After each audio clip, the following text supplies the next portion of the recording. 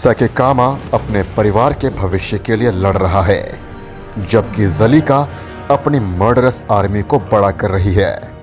यहाँ किंगडम में अपना हिस्सा पाने के लिए जान की बाजी लगानी होगी और तब होगी जंग जहाँ मर्सी की कोई जगह नहीं है, क्योंकि यह है the savage kingdom. Savage kingdom season 2 के episode 3 the rain of the traitors को मैं आज एक्सप्लेन कर रहा हूं। बने रहिएगा वीडियो के अंत तक और मुझे इंस्टाग्राम में फॉलो ज़रूर कीजिएगा।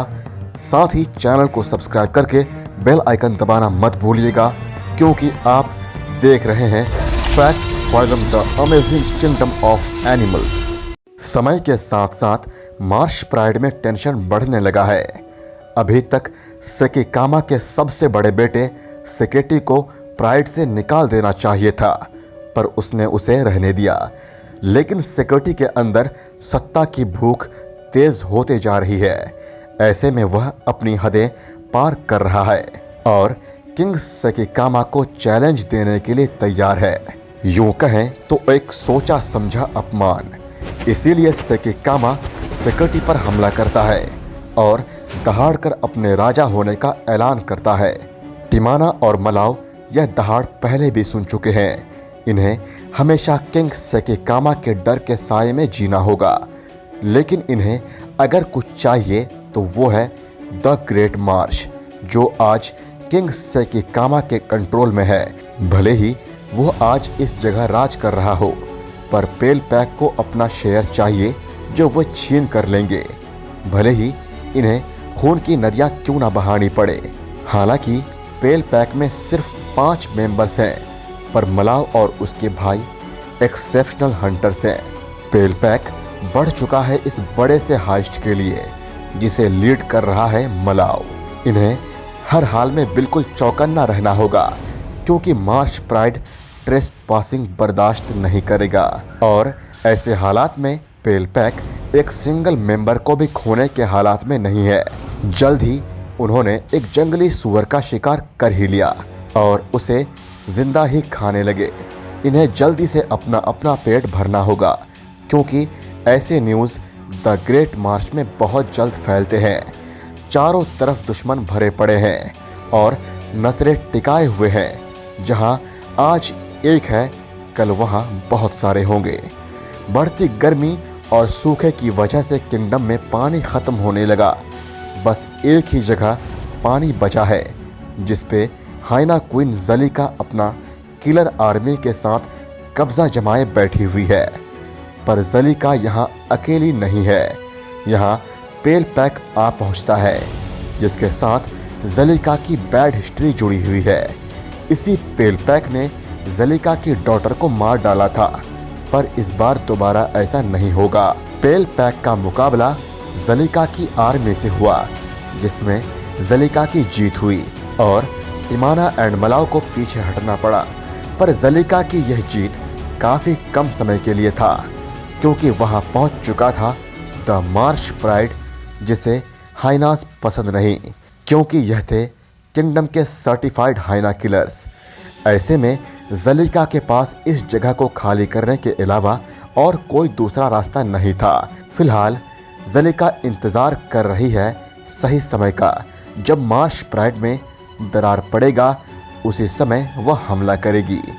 अभी ज़लीका और उसकी बहनें अपनी बढ़ती आर्मी का पेट भरने के लिए और वह जो मरने वाले हैं उनकी तलाश में है। रात के अंधेरे में यह डेड कारकस पर दावत उड़ाती हैं, पर कोई भी सीक्रेट किंगडम में ज़्यादा दिन छुपा नहीं रह सकता। इस बार प्योर प्लानिंग के साथ मलाव और उसके भाई आ पहुँचे हैं ज़लीका से जंग लड़ने। मलाव का भाई इस अटैक को लीड कर रहा है और इनकी संख्या भी ज़्यादा है, इसीलिए ज़लीका मैदान छोड़कर भाग जाती है, पर वह वापस लौट आएगी अपनी पूरी सेना के साथ। पेल पैक जल्दी जल्दी से अपना पेट भरता है और दुश्मन की टेरिटरी से होते हुए अपने गुफा तक पहुंचता है, जहां इनकी ग्रोइंग आर्मी भूख से तड़प रही है। गुफा पहुंचते ही पेल पैक खाए हुए मीट को वोमिट करता है, ताकि इनके बच्चे खा सके, जो पैक का भविष्य है। मलाव और उसके भाई जानते हैं एक जगह पर टिके रहना कितना खतरनाक साबित हो सकता है, क्योंकि ज़लीका जासूसी कर रही है।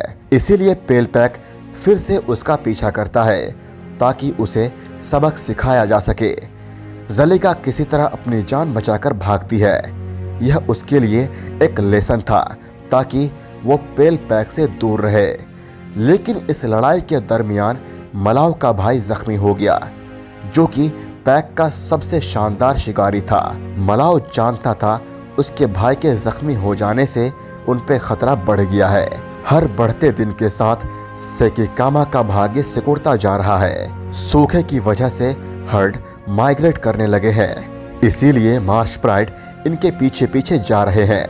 इन्हें हर हाल में समय रहते ही उन सभी चीजों पर कब्जा करना होगा जो भी इस किंगडम में बचा हुआ है, और ऐसा करने के लिए सभी को अपना अपना अहम रोल प्ले करना होगा, जिसमें मात्सुमी और उसकी बहनें सबसे टॉप रोल प्ले करेंगी।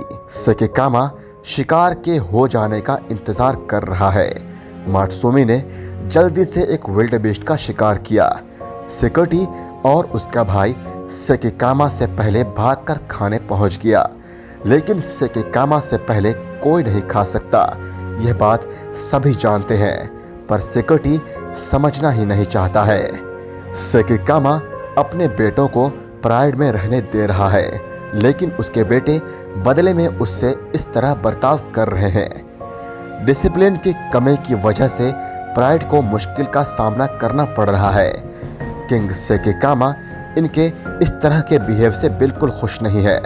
उसकी नाराजगी सबसे ज्यादा सिक्योरिटी से है, और उसे ही अपने भाइयों की डिसरिस्पेक्टफुल एक्ट की सजा मिलेगी। एक भूखा शेर ही सबसे गुस्सैल शेर होता है। सेकिकामा की देख रेख में ही यह कब्ज जीवित है, पर सेकिकामा जानता है सिक्योरिटी कितना खतरनाक है, और यह तीनों आपस में मिलकर काफी स्ट्रॉन्ग बन जाते हैं, और यह बात सेकिकामा को भी एक्सेप्ट करना होगा। ज़लीका दुनिया की नज़रों से छुपकर अपने सीक्रेट आर्मी को बड़ा कर रही है, पर जैसे जैसे यह बड़े होते जाएंगे ज़लीका के लिए इन्हें सीक्रेट रखना और मुश्किल होता जाएगा। सेकिकामा इसी रास्ते आ रहा है जहां ज़लीका के बच्चे हैं। अगली सुबह ज़लीका वापस आती है रात भर शिकार की तलाश के बाद, लेकिन उसके गुफा में ऐसे शांति बनी हुई है जैसे कब्रिस्तान हो। वह चारों तरफ नजरें दौड़ाती है, तभी उसे एक कब जख्मी हालात में अपनी आखिरी सांसें गिनते हुए नजर आती है। इस हादसे से क्लियरली यह समझ आ रहा था सेकिकामा कोई मर्सी नहीं दिखाता है। ज़लीका के पास शोक मनाने का समय नहीं था। उसने अभी अभी अपनी एक कप को खोया है। शायद एक आर्मी बनाने की यही कीमत थी जो ज़लीका को चुकानी पड़ी। पेल पैक की लाइफ इतनी लग्जरियस नहीं है। इन्हें पैक के हर मेंबर की मदद चाहिए शिकार के लिए, लेकिन मलाव के भाई के जख्मी हो जाने से इनके पास सेना की कमी पड़ गई है। पप्स अभी भी यंग है, पर इन्हें सीखना होगा शिकार कैसे करते हैं। सिक्योरिटी और उसके भाई जानते हैं उनके पिता के नज़रों में उनकी क्या अहमियत है, इसीलिए वे अपनी माँ से फेवर लेते हैं। मात्सुमी काफ़ी चालाक है और पॉलिटिक्स कर रही है। एक तरफ अपने बेटों से वफादारी, तो दूसरी तरफ किंग सेकिकामा की ड्यूटी करती है। सिक्योरिटी मात्सुमी से मीटिंग करना चाहता है, और जाहिर है वो उसके कब्ज को मार डालेगा। सेकिकामा जानता है और समझ भी रहा है कि आखिर प्राइड में क्या चल रहा है, क्योंकि सेकिकामा भी इन्हीं हालातों से गुजरा था जब वो किंग बनने वाला था। कुछ हदें होती है जो एक बार पार करते ही जंग छिड़ जाती है, और सिक्योरिटी ने उस हद को पार कर लिया था। अब सेकिकामा उसे कोई वार्निंग नहीं देगा, वो उस पर हमला कर देता है। सेकिकामा की दहाड़ उसकी क्वींस को यह रियलाइज कराता है वो किसकी तरफ है। लेकिन कुछ भी हो, सिक्योरिटी सेकिकामा का अपना खून है। लड़ाई के दौरान एक जोरदार पंजा सिक्योरिटी सेकिकामा के मुंह पर मारता है। उसकी यह स्लैप ने सेकिकामा को शॉक वेव दिया। सेकिकामा समझ गया आज अगर सिक्योरिटी उसे नुकसान पहुंचा सकता है, इसका मतलब है वह उसे राजगद्दी से हटा भी सकता है। इस हादसे के बाद सब कुछ बदल चुका है। अब पहले जैसा कुछ भी नहीं रहेगा। इधर पेलपैक अपनी खुद की परेशानियों से जूझ रहा है। इन्होंने लगभग 10 दिनों से कुछ नहीं खाया है। इन्हें जल्दी ही शिकार करना होगा, लेकिन मलाव के भाई के जख्मी हो जाने से शिकार कर पाना काफी मुश्किल हो गया है।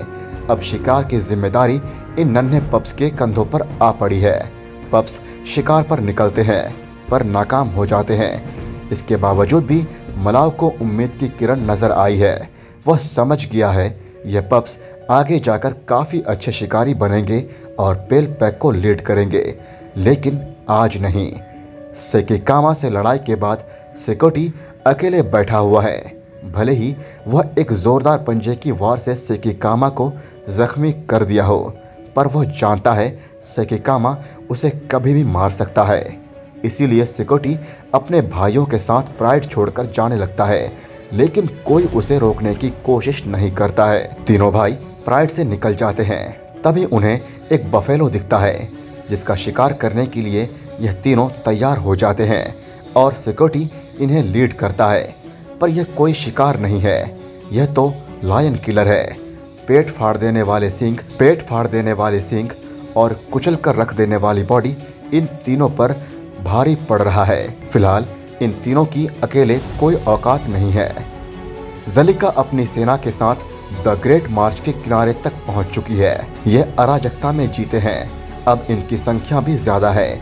इन्हें एक हाथी का कारकस दिखता है, जिसे एक लेपर्ड खा रहा होता है। जलिका अपनी सेना के साथ मिलकर उस कारकस पर टूट पड़ती है और खाने लगती है। टिमाना अपने पप्स को गुफा तक ले जाती है। बाकी हवा में फ्रेश मीट और ब्लड को महसूस कर रहे हैं। तभी पेड़ पर उन्हें एक शिकार दिखता है, जिसे एक लेपर्ड ने किया है। द ग्रेट मार्च पर सूखे ने अपना असर दिखाना शुरू कर दिया है। चारों तरफ हड्डी और धूल भरे पड़े हैं। भले ही सेकिकामा के बेटे जा चुके हैं, पर अभी भी प्राइड में बहुत मेंबर्स हैं जिन्हें खिलाना होगा। लेकिन नदियाँ सूख चुकी है, शिकार जा चुके हैं और बचा है तो सिर्फ भूख। इसकी क्वींस को उस पर अभी भी भरोसा है, लेकिन आखिर कब तक। तभी वहाँ 2 यंगर प्रिंसेस वापस आ जाते हैं माफी की उम्मीद में। सिक्योरिटी इन्हें लीड करने में नाकाम साबित होता है। तभी सिक्योरिटी भी वहाँ पहुँच जाता है। अब सेकिकामा के पास 2 रास्ते हैं, एक इन्हें माफ कर दे और दूसरा इन्हें खदेड़ कर भगा दे। किंग सेकिकामा ने अपने बेटों को माफ कर दिया और मर्सी दिखाई, लेकिन सेकिकामा अभी भी जानता था रिस्क कितना ज्यादा है इन्हें प्राइड में रहने देने का।